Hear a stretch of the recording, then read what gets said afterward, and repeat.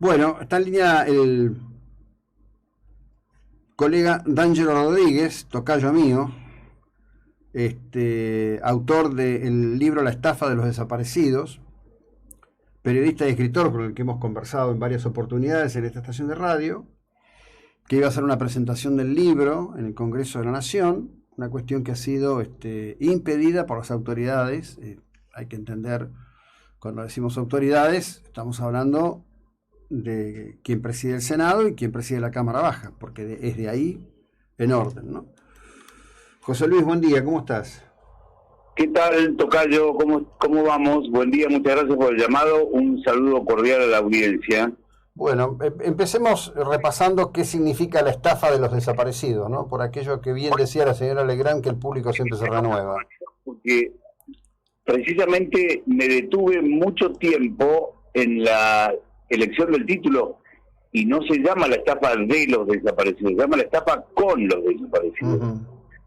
En esa palabra, en ese monosílabo, hay una definición, ¿no es cierto? Porque no se puede negar la tragedia de los 70, no lo hace nadie, pero lo que yo denuncio es la utilización fraudulenta de los desaparecidos y de los muertos para, falseando documentación, golpear las arcas del Estado, robando plata, mucha plata, multimillonarias, indemnizaciones indebidas, según lo denuncio yo en una presentación judicial que hice en el juzgado del doctor Ariel Lijo, el juzgado federal número 4. Bien. Y ahora vamos a este episodio. Vos ibas a hacer la presentación del libro acompañado por el diputado Acef y por Rosendo Fraga. Sí. ¿Cuándo y quién comunica que no les permiten hacerlo dentro del Congreso? La gente de la biblioteca, porque hay una comisión bicameral que preside el diputado Carlos Selva, del Frente de Todos,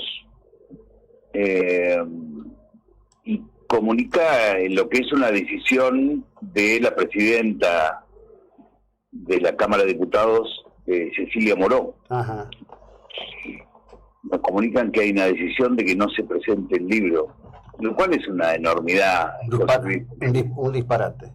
Es el Congreso de la Nación el lugar exacto en donde deben poder escucharse todas las voces.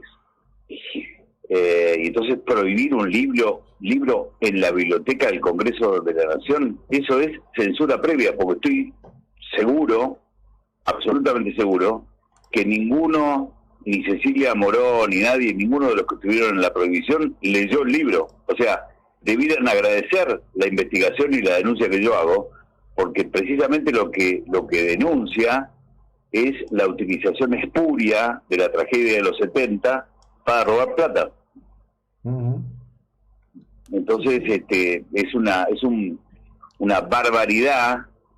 ¿Cuál es el paso próximo? La quema de libros. No tengo que frenar mi imaginación porque es muy preocupante, ¿no? Bueno, buena parte del arco político han expresado solidaridad conmigo y hay una denuncia penal ahora que se ha presentado ayer. Se ha presentado una denuncia penal contra la diputada. Ajá. La agrupación de abogados Bloque Constitucional denunciaron a la diputada Cecilia Moró y solicitaron medidas urgentes de reparación del manifiesto acto de discriminación y censura, considerándose perjudicados en su libertad de buscar y recibir información. Así que tiene una denuncia penal la señora por discriminación. Bueno, pero digamos, entiendo que ese...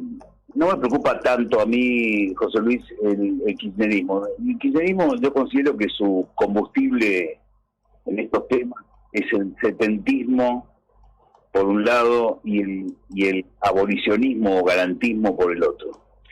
Por el setentismo los argentinos estamos sin Fuerzas Armadas. Y por el garantismo, abolicionismo, estamos sin seguridad interior. Entonces, no me preocupa, te decía, tanto el kirchnerismo, sino la oposición, saber qué va a hacer la oposición con este tema. ¿Cuándo se va a terminar este contrato de exclusividad, de usufructo en exclusividad del capital simbólico de los derechos humanos y de la interpretación de la historia reciente para los seguidores, apologistas y demás de la izquierda revolucionaria que en los años 70 asaltó el poder con las armas para llevarnos a patadas en el traste hacia su patria socialista, sin preguntarnos a los argentinos si queríamos ir a salir. Mira, yo estaba repasando un material para la charla que finalmente se prohibió, la contratapa de la revista Evita Montonera número 4 de abril de 1975, puede ser consultada en www.eltopoblindado.com. Están digitalizadas ahí todas las revistas. Sí, sí. La contratapa dice campaña militar de montoneros. Acciones 17, ametrallamientos 34, y termina con bajas del enemigo 31 muertos. Me hizo acordar a las balitas para todos de los narcos rosarinos, o sea, se jactaban de las muertes durante un gobierno constitucional. ¿Y estos son los que manejan los derechos humanos en la Argentina? ¿Estos son los que nos explican qué es la democracia, qué son los derechos humanos? Bueno, eso fue una gran batalla ideológica por el control de los hechos, es decir, el control del relato en relación a los hechos, que se dio en su momento y tuvo dos grandes contendientes. Uno fue Pablo Giussani, quien escribió un libro que es muy recomendable para los más jóvenes hoy, que se llama Montoneros, la soberbia armada. Y el otro, que no es nada recomendable, que es Horacio Berbisky, operario de inteligencia a varias bandas, que fue el que introdujo el criterio de los buenos chicos heroicos y la teoría de un solo demonio, ¿no? La verdad que en ese sentido, Berbisky, que es un sujeto repudiable, hizo él solo una tarea de contrainteligencia admirable y ha inficcionado la cabeza de varias generaciones en la Argentina. Absolutamente de acuerdo, pero la clase dirigente opositora debe recordar lo que decía Lenin respecto de la soga de los capitalistas. Lenin decía que los capitalistas les iban a vender a ellos, a los comunistas, la soga con que los iban a ahorcar. La soga con que los comunistas iban a ahorcar a los capitalistas. Sí, sí. Entonces, acá ni siquiera se la están vendiendo, se la están regalando y encima le dan plata, porque es la caja de derechos humanos es multimillonaria. La Secretaría de Derechos Humanos se ha ocupado durante 30 años, la Secretaría de Derechos Humanos fue creada en 1984, o sea, hola argentinos, había vida en la Argentina antes de la Secretaría de Derechos Humanos. La Secretaría de Derechos Humanos fue creada después de la presentación del Nunca Más, y fue creada en el ámbito del Ministerio del Interior, después pasó al Ministerio de Justicia y Derechos Humanos. Todos los derechos son humanos, como una Secretaría específica de Derechos Humanos. Todas las áreas del Estado deben ocuparse de los humanos argentinos y residentes en nuestro país y garantizarles los derechos. ¿Qué es esto de una Secretaría? Si uno se pone a mirar ¿qué hizo la Secretaría de Derechos Humanos en los 40 años antes de que descubrieran la agenda global y ahora se dediquen a las minorías? Antes de eso se dedicaban exclusivamente a perseguir militares y agentes de las fuerzas de seguridad. Esa era su única actividad. Y entonces la pregunta que yo hago, ¿este es un gobierno que gobierna para las minorías. Yo tenía entendido que la democracia era el gobierno de las mayorías respetando las minorías, pero esto es al revés. En mi opinión es un gobierno de minorías que irrespetan a las mayorías. Entonces es tiempo de que la clase política que va a disputar poder decida qué es lo que va a hacer con este tema de los derechos humanos y con estos apologistas del terrorismo, porque ellos hablan del terrorismo de Estado. La verdad es que los argentinos creo que estamos cansados de escuchar hablar del lobo. Queremos que nos cuenten un poco de Caperucita, porque según tengo entendido yo, Caperucita quería ser como el lobo, José Luis. Es más, utilizaba técnicas que usaba el lobo.